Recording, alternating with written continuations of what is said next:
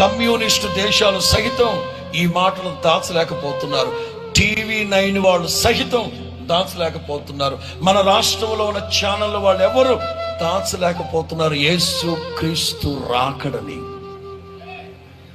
ఇది సత్యం. ఏం ఉగ్రత రాబోతా ఉంది?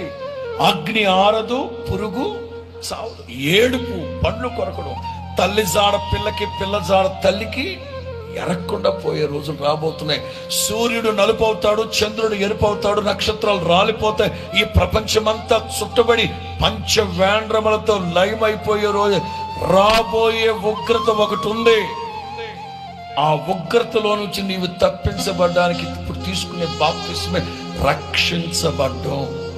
నీలో రక్షణ దీపాన్ని వెలిగించడానికే ఇదిగో ఈ పండగ పూట నా ప్రభు ఇక్కడ దిగి వచ్చాడు. స్తోత్రం చెప్పు గట్టిగా, స్తోత్రం చెప్పు గట్టిగా.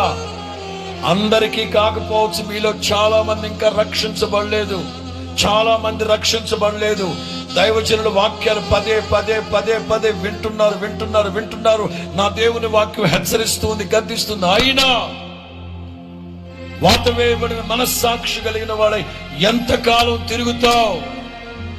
గతించిన కాలమిక చాలు. నీలో రక్షణ దీపం వెలగాలి. నీలో రక్షణ దీపం